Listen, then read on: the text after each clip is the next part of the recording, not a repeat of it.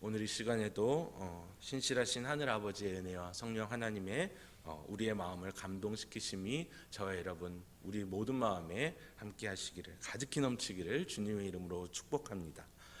오늘 말씀은 11조의 중요성을 강조하는데 제일 많이 인용되는 구절이죠. 많이 들어보셨을 거고 주일학교 때도 암송도 많이 해보셨을 거라 생각이 듭니다. 이 본문이 자주 인용되는 이유는 11조를 드렸을 때에 얻게 되는 축복, 그게 어느 본문보다 되게 명확하게 나와 있어요. 우리가 듣기 원하는 그 11조에 대한 그 축복에 대해서 선명하게 말해주고 있기 때문입니다. 근데 말라기서 우리 오늘 3장을 봤지만 1장부터 쭉 말라기서 전체의 맥락으로 볼 때에 이 11조에 대한 부분이 말라기서의 주제다라고 말하기는 조금 무리가 따라 보입니다. 우리가 헌금에 대해서 오해하듯이 오해하는 내용이죠. 너의 것을 바쳐라, 그리하면 내가 복을 주겠다. 하나님이 무작정 말씀하시고 우리는 맹목적으로 믿고 바치는 것, 이게 아니기 때문입니다. 11조는요 말라기서 주제에 그 주제를 적용한 하나의 예로서 표현이 되는 겁니다. 하나님 언약 백성으로서의 정체성, 이것이 이제 말라기서의 핵심 주제가 되는데요. 이 당시를 보면은 포로 후기에 종교적인 회의주의가 있었습니다. 경제적인 불안정도 있었고요. 실망감에 빠진 그 유다 백성들에게 하나님의 주권적인 선택을, 그리고 그 변함없는 사랑을, 그리고 하나님과 그 백성의 언약적인 관계가 영원할 것을 전하면서 너희는 하나님의 백성으로서 그 정체성을 드러내는 삶을 살아라, 그것에 충실해라, 이것을 요구하는 말라기서의 주제가 있습니다. 그 가운데에서 11조를 권면하는 단락이 들어가 있는 거예요.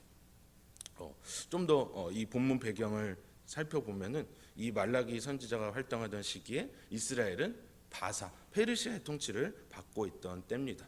바벨론 포로에서 돌아와서 성전을 건축한 지가 50년 정도 지난 때였고요. 선지자 학개, 스가랴, 성전을 건축해라, 이스라엘의 번창의 시대가 올 것이다 라고 예언합니다. 하지만 오늘 본문 말라기서를 보듯이 그런 시절은 오지 않고 계속해서 경제적인 어려움만 찾아온 상태의 이스라엘의 모습을 우리가 볼 수 있습니다. 좀 더 실제적으로 가보면은 포로들이 이제 돌아와서 나라를 세웁니다. 아무것도 다져져 있지 않는 상태에서 살아가려니까 나라가 뭐 돈이 있겠어요. 정치적으로도 불안하고 외교적으로도 불안하고 경제적으로는 당연히 아무것도 없이 극심한 기근이 있었습니다.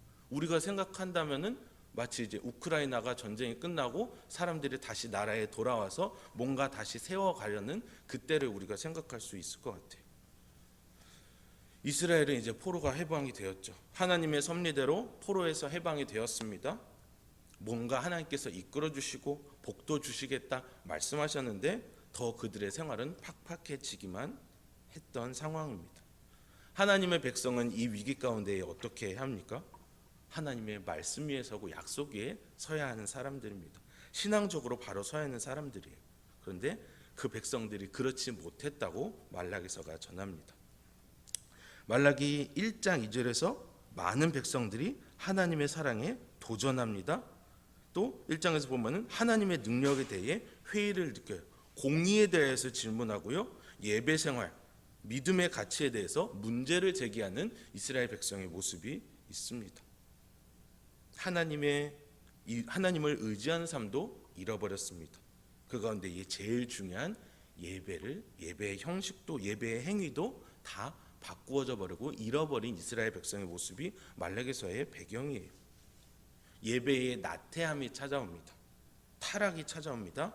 예배를 드릴 때에 하나님께 드려야 할 예물도 하나님이 정하신 대로 하지 않고 자기 집에 남는 것을 드립니다. 이 정도만 드려도 되겠다, 이만큼만 드려도 되겠다, 이만큼 드려도 우리 집은 좀 먹고 살만 하겠네, 힘들지만, 이런 기준이 이스라엘 백성들에게 생긴 거예요. 예배로 나아갈 때에 하나님께 드릴 예물의 기준을 하나님이 정하신 게 아니라 자기가 정한 기준대로 그들이 예배를 드린 겁니다. 남는 것으로 예물을 드리고 쓸모없는 것도 드리고, 그마저도 안 가져오는 상태에 이르기도 합니다. 그 예배 횟수도 줄어들어요. 더 안 좋은 것은 이 백성들을 책망하고 지도하고 가르쳐야 할 제사장들도 이 불신앙의 바람에 휩쓸리고 말아버리게 됩니다. 왜요? 올바로 설 수 있는데. 네. 레위인 제사장들은 어떻게 생활을 했나요?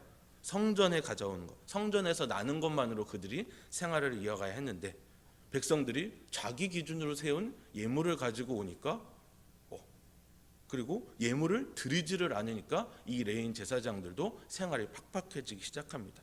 경제적인 어려움이 찾아와요. 먹고 사는 문제에 빠져버리기 때문에 제사장들에게도 똑같이 백성들 같은 몰락이 찾아옵니다. 그들을 향한 하나님의 책망이 1장 6절부터 나와 있습니다.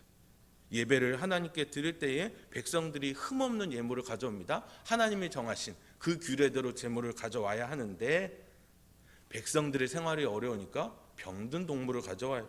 남는 것을 하나님께 바쳐요. 버릴 것들을 하나님께로 예물로 가져옵니다. 근데 제사장들이 그것을 죄송합니다. 빠꾸도 시켜야 하고 이러면 안 돼. 가르쳐야 하는데 그냥 받는 거예요. 왜냐하면 자기들도 생활이 어렵거든요. 1장 7절 보니까요. 너희가 더러운 떡을 나의 제단에 드렸다.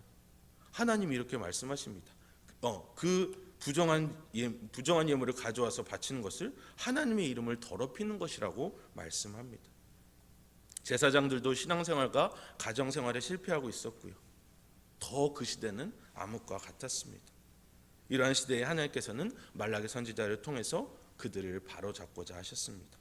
제사장들의 죄악과 실수를 먼저 말씀하시고 백성들도 마찬가지로 이 죄악 가운데서 벗어나기를 원하셨습니다. 그들이 하나님께로 돌아오도록 그분은 말씀하시는 것이죠.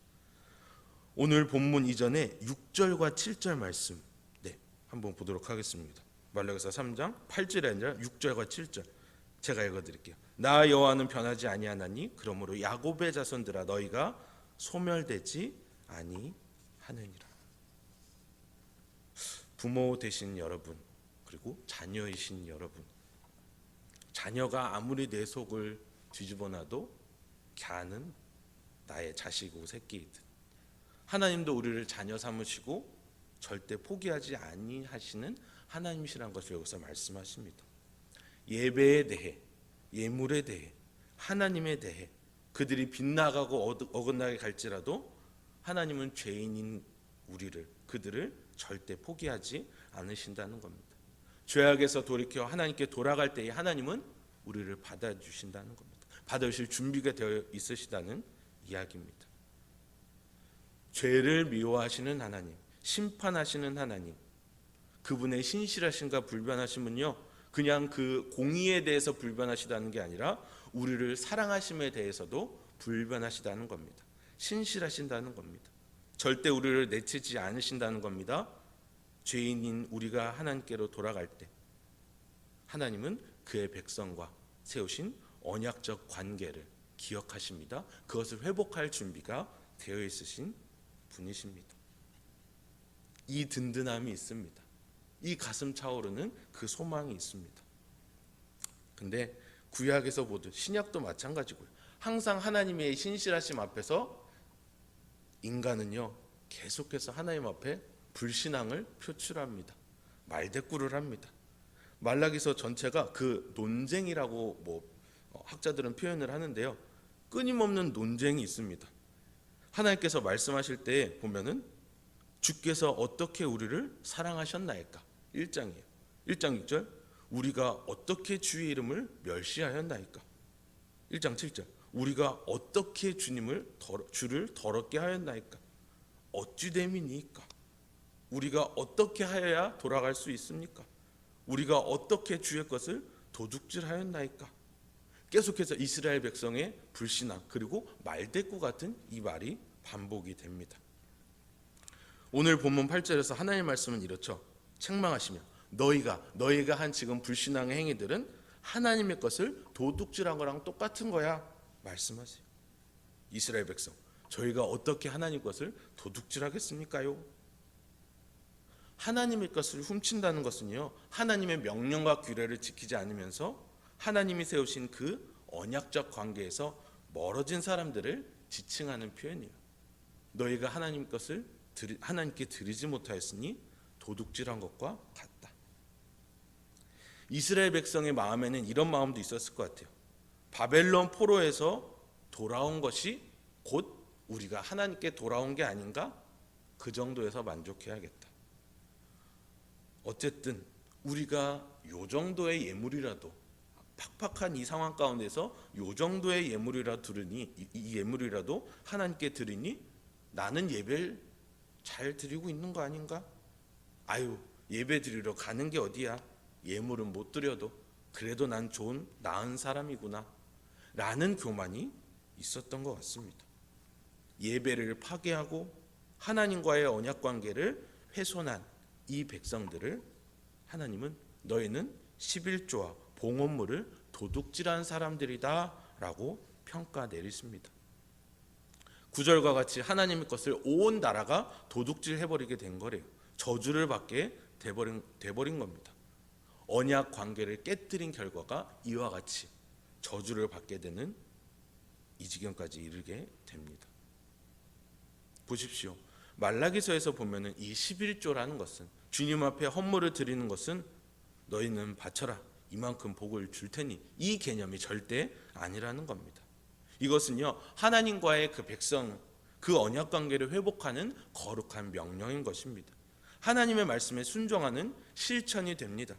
무너진 이스라엘 예배의 회복이 여기에 있었습니다. 하나님과의 관계의 회복이 있는 행위가 여기 있던 것입니다.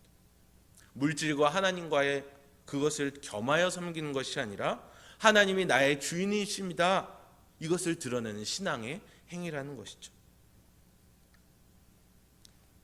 만군의 여호와가 이르노라, 너희의 온전한 11조를 창고에 들여 나의 집에 양식이 있게 하고 그것으로 나를 시험하여 내가 하늘 문을 열고 너희에게 복을 쌓을 곳이 없도록 붙지 아니하나 보라. 아멘. 오늘 묵상집의 그 실천은 이렇게 얘기하더라고요. 주님을 신뢰하십시오. 10의 1조를 주님께 드리십시오. 무슨 일이 일어나는지를 보십시오. 물질적 보상을 넘어서 하나님이 당신에게 행하시는 영적, 심적인 역사를 주목하십시오. 제가 묵상집을 보면서 가장 먼저 떠오른 사회적인 어떤 단어가 이거였습니다. 고 정주영 현대그룹 회장님이 이렇게 항상 직원들에게 말씀하셨다면서요. 이봐, 해봤어? 해보기는 해봤어? 우리는요, 미래에 대한 염려가 물질에 대한 그 집착을 끊을 수 없게 만듭니다. 하나님께 나아갈 수 없도록 하죠. 하나님께 드릴 수 없도록 우리를 그렇게 만듭니다. 하나님의 전능하심보다 물질의 안락함을 더 추구할 때가 우리에게 너무나 많습니다. 우리의 기도와 우리의 마음을 드림에 있어서, 물질을 드림에 있어서 하나님의 주실 그 영적, 육적 그 유익을 우리는 소망할 수가 있는 사람들입니다. 하나님은 우리를 절대 포기하지 않으시는 그런 분일 뿐만 아니라 그분은 우리에게 복을 주시는 분이기 때문입니다. 사랑하는 여러분, 말라기서 말씀을 보면서 우리의 예배 생활은 어떠십니까? 여러분과 하나님과의 관계는 어떠신가요? 저를 포함하여서 우리의 하나님께 드림, 헌금 생활은 어떠하십니까? 그 언약 관계의 유지와 지속과 갱신이 그 가운데에 있으신가요? 오늘 본문을요, 제가 히브리어 그 해석을 좀 중심으로 좀 배열을 다시 한 해석을 가져왔어요. 제가 6절부터 12절을 우리 지금 나타난 개역 개정과는 조금 배열이 다르긴 한데 강조가 잘 나타날 겁니다. 지금 여러분들은 본문을 눈으로 보시고 6절부터 12절을 한번 보십시오. 6절부터 읽습니다. 나는 여호와이며 내가 변하지 않았다. 그러므로 너희는 야곱의 자손들이며 너희가 여전히 그러하다. 7절 너희 선조들의 날부터 너희가 나의 규례에서 떠나 지키지 않았지만 너희는 나에게로 돌아오라. 그러면 내가 너희에게로 돌아올 것이다. 만군의 여호와가 말한다. 그러나 너희는 말한다. 우리가 어떻게 돌아갈 수 있습니까? 8절 사람이 하나님을 속여 훔칠 수 있겠느냐? 너희는 참으로 나를 속여 훔치는도다. 그러나 너희는 말한다. 우리가 어떻게 주님을 속여 훔쳤습니까? 11조와 예물이다. 너희가 9절 너희가 저주로 저주를 받고 있지만 여전히 너희 온 민족이 나를 속여 훔치고 있다. 10절 너희는 온전한 11조를 창고로 가지고 와서 나의 집에 양식이 있게 하라. 이곳으로 너희는 나를 시험하라. 만군의 여호와가 말한다. 내가 반드시 너희를 위해 하늘의 창문을 열고 넘치는 복을 너희를 위해 쏟아 부을 것이다. 11절 내가 너희를 위해 곡식을 먹어 치우는 것을 책망하리니 그것이 너희를 위해 땅의 식물을 망치지 못할 것이며 밭의 포도나무의 과실이 너희를 위해 익기 전에 떨어지지 않을 것이다. 만군의 여호와가 말한다. 12절입니다. 그러므로 모든 민족들이 너희를 복받은 자라 부르게 될 것이다. 이는 너희가 기쁨의 땅이 될 것이기 때문이다. 만군의 여호와가 말한다. 아멘. 만군의 여호와 하나님이 우리에게 영적인 유익을 부어 주십니다. 만군의 하나님 그분이 말씀하시기를 넘치는 복을 우리에게 쏟아 부으실 것이라 말씀하십니다. 모든 민족들이 우리를 복받은 자라 부르게 될 것이라 말씀하십니다. 후히 주시는 하나님께서 우리를 넉넉히 채우리라 우리에게 약속하셨습니다. 언약하셨습니다. 그분은 언약의 하나님이시잖아요. 반드시 이루실 하나님이시잖아요. 오늘 이 아침에 우리가 이렇게 기도했으면 좋겠습니다. 주님, 내가 하나님께 드릴 예물을 내 소유로 생각하지 않게 하시고 내 보물, 내 물질, 내 돈으로 생각하지 않게 하여 주시옵소서. 재물과 하나님을 겸하여 섬기는 그런 오류를 경험하지 않게 하여 주시옵소서. 주님이 우리를 향해서 세우신 그 신실한 생명의 언약을 우리가 기억하게 하여 주시옵소서. 이렇게 기도하는 이 아침이 되시기를 주님의 이름으로 축복합니다. 기도하겠습니다.